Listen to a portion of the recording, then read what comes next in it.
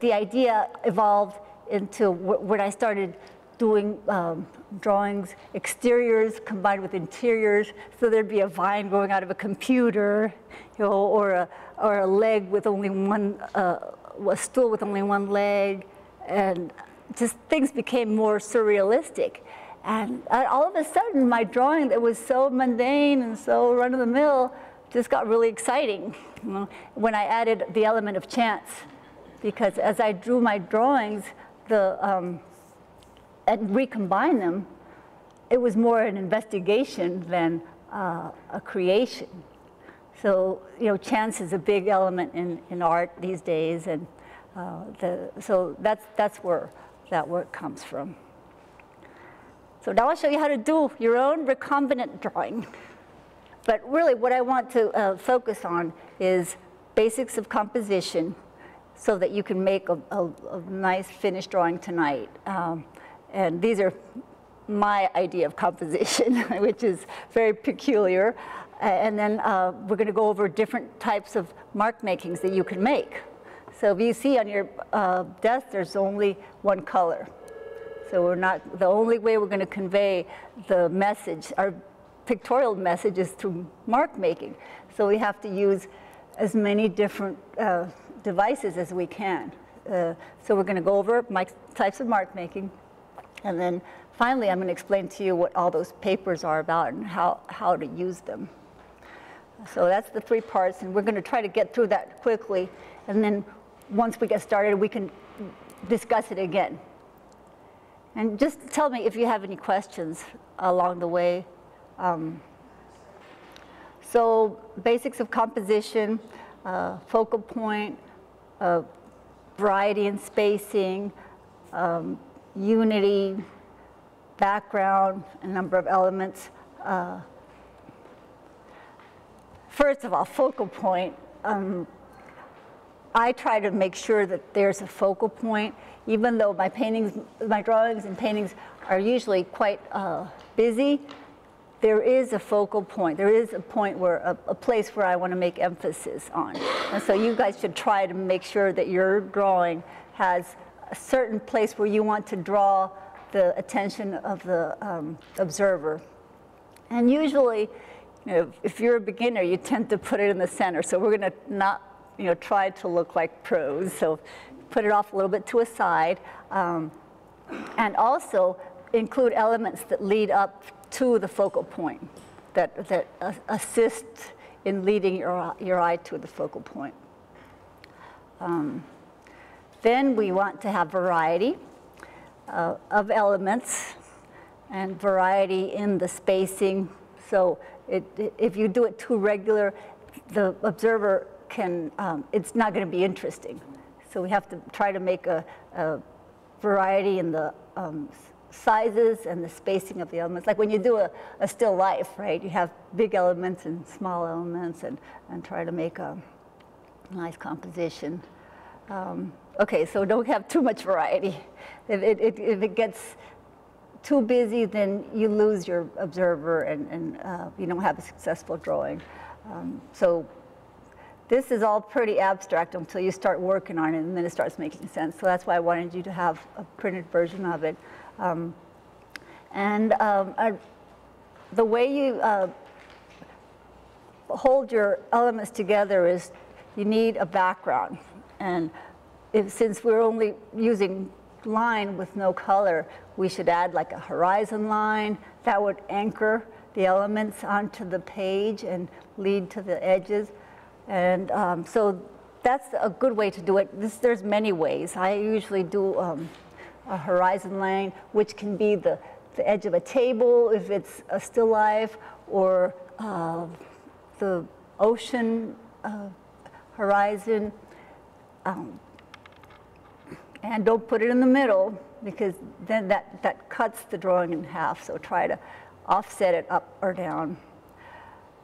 Now another secret that I like is basic. You know, use odd number of elements. For some reason, our psychology of perception that all humans have, not just artists, that there is a certain appeal in odd numbers of elements. You know, 3 is better than 2, 5 is better than 4.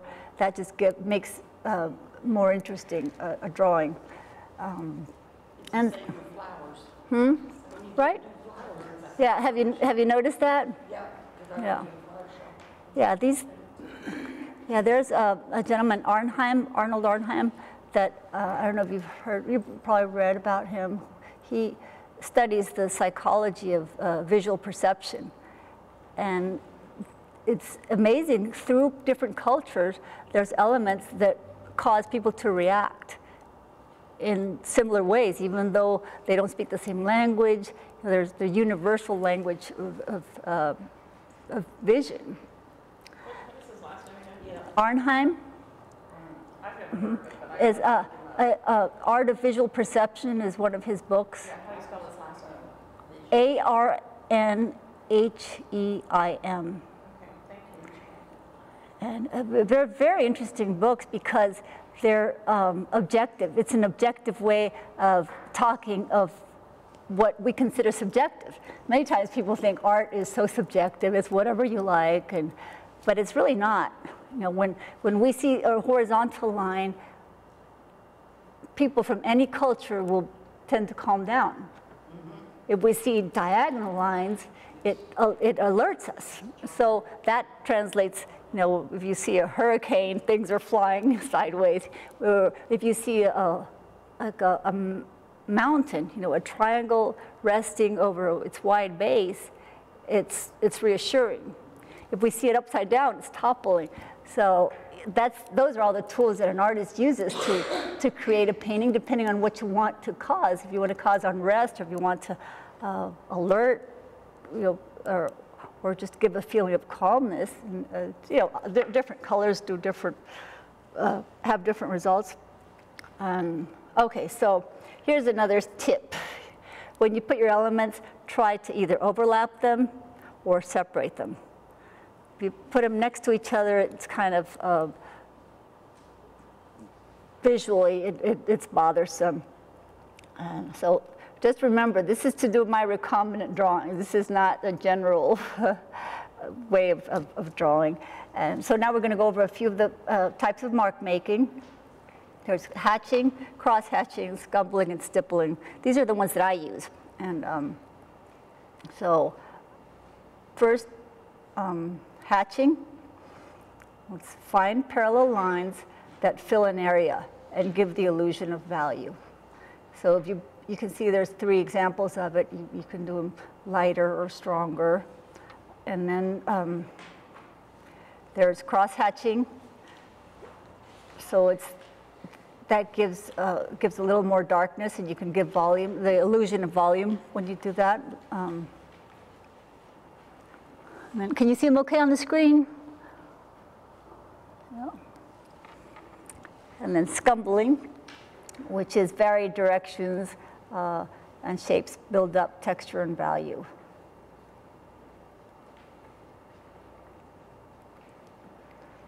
Stippling, which I like to do a lot, is tiny dots that create, when close together, they produce a darker tone. So these are going to be your tools to make your drawing tonight. Okay, so now we're going to go over the materials and deciding what your idea is going to be. And there's some white paper for you to make a sketch and to get the general idea of what you want to do. Okay, so you should all have some white sheets of paper and some, I don't know if you have an idea that you would like to draw, or we have some magazines here if you want to get ideas, if you want to do an abstract drawing or a realistic drawing. You can grab some of these magazines and they can help you get some ideas. And then you need your Sharpies. They're like fine Sharpies, so you can build up as you do the drawings. And you have your transparency sheets so you can draw on. And then the tracing sheets are vellum sheets that are translucent sheets. Let's see. Yeah. These are going to be used to put in between your transparent sheets to give a little more opacity and to distance the layers from each other. Okay. And then we have some mat boards here. When you're done, you can, we can put them together. We have our assistant who's going to help us. When I do mine, I'll have my horizon and I'll interrupt it. I'll start the horizon on one sheet and then change sheets and put it behind and then do the rest of the horizon. And that way I have my horizon divided. So then I have, later on when I combine my drawing, I might flip that around or upside down. So they're all going to be elements that you're going to use. So on the white sheet, are we creating in pencil then our drawing, and then we will trace it on the other elements? Right. Okay. Mm-hmm. So this would be using pencil. Yeah. Or you could use a Sharpie too. If you use a pencil, it's easier to, to make adjustments. But hopefully, well, let me just finish with this, and then maybe that'll take care of some questions. And then at the end, we can, whatever hasn't been covered, we can talk about it. Because it's a lot easier once we start doing it. I'll walk over it and explain. Because right now it might sound a little complicated, but it's not. Okay, so here's some possible ideas for you. A still life, which is, you've done still lives before? What have you drawn before for a still life? Huh? I've drawn, a table. A still life. Yeah, I've drawn. First time she went. Uh-huh. Yeah, What were the elements in your, You had a picture, yeah, an apple, 2 apples, a yellow one and a red one. yeah, and then a white drape. And a draping. Okay. And a okay. cabinet. Yeah. Okay, so it could be a still life or a landscape or a portrait. I'd be happy to sit for you. And then it could be abstract, which it could be geometric shapes or your idea of stars. Or I've done the workshop a few times with young people and with seniors, and it's just always a lot of fun to see what people come up with just a new option for their creativity. So your sources are going to be your magazines that are here if you need them, or real life, if you need, like if you have some memories of a previous drawing that you've done, or just smoke it. Come up with something. Okay, so here's what you were asking about, that we should make like a tentative composition what you think might work, but really keep an open mind, because you're going to have these elements that you're going to want to play with, and don't feel like it has to be like this original sketch that I made. When you start with that idea and kind of work towards that, but always keeping an open mind. Are we doing sort of like what I would call a 3D? Yes. I don't know if you got a chance to look at my drawings. Well, you can walk up there and look at them while I'm talking, and this is what a recombinant drawing is. So it would be like 3D. Yeah, look at that. The different. See, those are those have about 2 or 3 layers, and of drawing, and then they have extra layers of the vellum sheet. So you'll do a drawing, and then you put a vellum on top, and then put another sheet and put more drawing. And so that makes the drawing that's below it just starts getting a little bit smoky, and it just creates a very interesting effect. Yeah, it softens it. Right, so that's something to keep in mind. When you draw and you put the vellum, if it gets too faint, then you should go back and do some more scumbling or a little crosshatching to bring it out, if that's what you want. Just make sure you're dominating the drawing, and don't let it take hold of you. You got to stay in charge. Okay, so once you do your sketch, then you have to keep in mind that you're going to translate into 3 sheets. So you put in each sheet you put, okay, this is going to go in this sheet, this is going to go in the next sheet, and this is going in the next sheet. And then, You make your drawing complete, right, and then you right. First you make it on white sheet, and then, you know, just resolve the elements, the focal point, how, where are you going to place them, how dark they're going to be. And then once you have your drawing the way you think it's going to be, then you decide, okay, I'm going to put these on the first transparency and some more on the second transparency, and then some more on the third one. So you're doing this all freehand, or you trace it? Well, that's right. There's magazines here. If you want to try, I have some in the car that I want to bring in too that you might want to use. So you can trace, or you can copy, or you could do it freehand, however you like. Like that, like your blouse is so beautiful. So that would be like an interesting pattern to use. You know, patterns are very fun for this type of drawing. Okay, so let's see. Now here, creating a recombinant drawing. Make sure you have all your materials. Keep that sketch handy so that you don't lose your way. And so you can begin by placing art sources under a transparency for tracing, or start drawing your drawing and then do the tracing. So you repeat this process until you have 3 or 4 transparencies to layer them.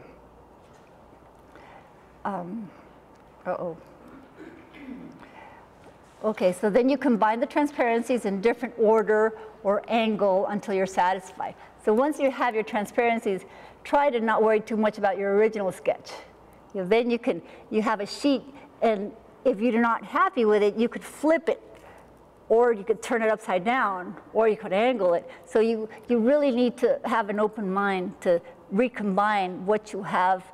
Once you have your transparencies, that's going to be your new raw material. So there's the 2 stages of it. And you also need to put the vellum sheets. Once you're happy with the drawing, you start putting in 1 vellum sheet in between the transparencies to start playing with the depth.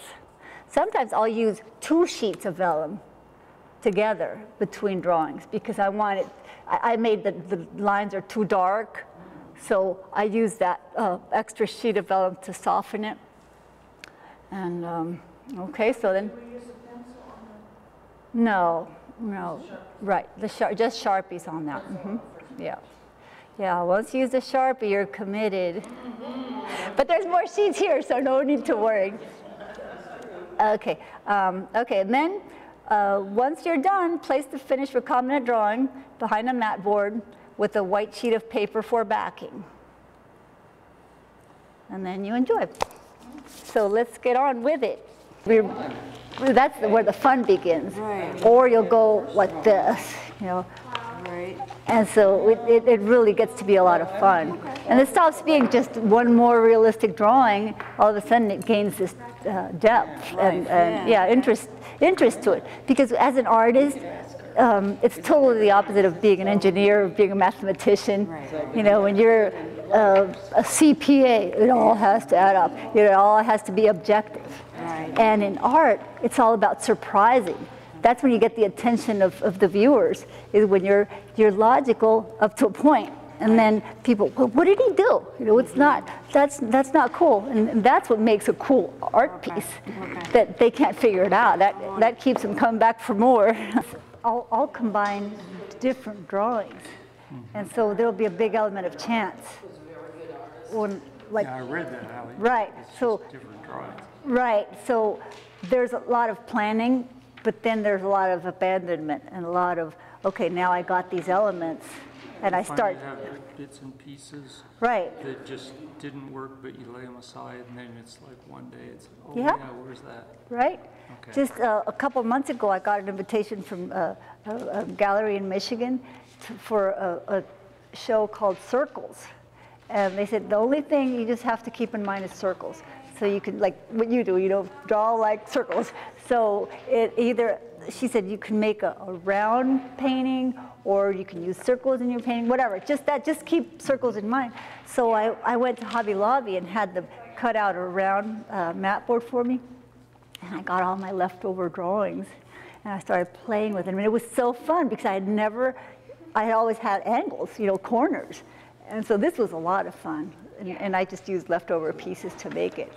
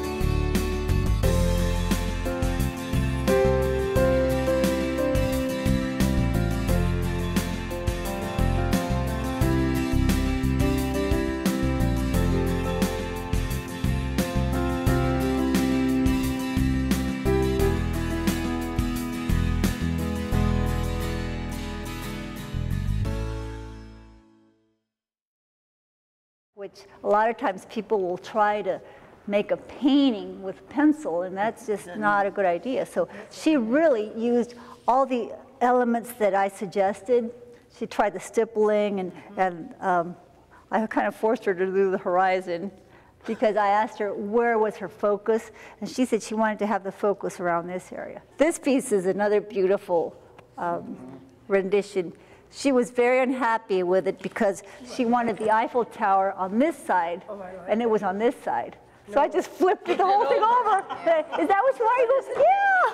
That's neat you can do that, isn't it? Yeah. Right. So that's why I kept insisting on you guys to do the drawing on the transparency, because that just gives you so much more flexibility. Yes. Let's see. Now, did she go out of her comfort zone? Oh, yes. Oh, yeah. But I like the woods, yeah. She angled, one of the sheets is angled, or two of them. I think it's just Yeah. one room that Yeah. we took and Walker One- Drive, but we very. And it just, I know. This. Yeah. The element of the See. bicycle over here. I love it. Yeah. see, now it's an element of a bicycle. Before it was a full bicycle. And now, Obvious. huh? A full bicycle's too obvious. Yeah, so we're not engineers, Too predictable. we're not mathematicians. we're creatives. Oh, And so, huh? really bold, it really brings that Yeah. real life. Do you see how she split up the bicycle? Yeah. So now it's just so much fun. It's Somebody flipped my paper. and I like it. and twisted it. Dude, So that's what I want you guys to take home with you is to, you can start with your original idea, but then once you have the elements, start playing with them. And if you have several drawings, you could just even have more fun. So that's an important, in contemporary art is a very big key word in use now, which is chance, the element of chance. So that's where you give up control a little bit and you start paying attention to chance. And that can, just bring out a really beautiful painting. Because, normally you would have the silhouette of the trees would be a lot sharper. That's what I think that's what really makes this just remarkable. Elegant. Because, if you had the lines, it's like, oh yeah, there's some trees. But now it's like, the trees are fuzzy, the shades, the shade is usually something that goes behind, the shade is highlighted, so there's the contradiction of terms that really make it a successful piece.